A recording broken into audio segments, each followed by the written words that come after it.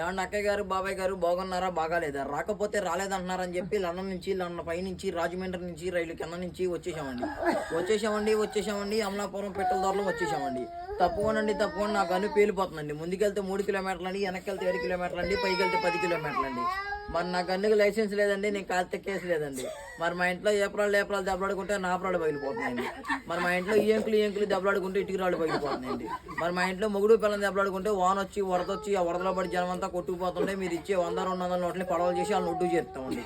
మరి మీరు 100-200 వస్తే పోతా కాకినాడ వెళ్ళి కాఫీ తాగి మీ పేరు అక్షరాలు లేకుండా ఆంధ్ర పేపర్లో వేపిస్తామండి.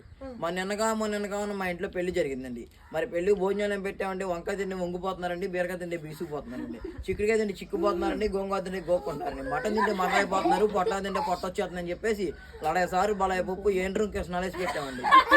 తిన్నాక ఇద్దరు బాగానే ఉన్నారు కానీ 3 మాత్రం మంచం ఎక్కారండి. మరి అత్త మీకు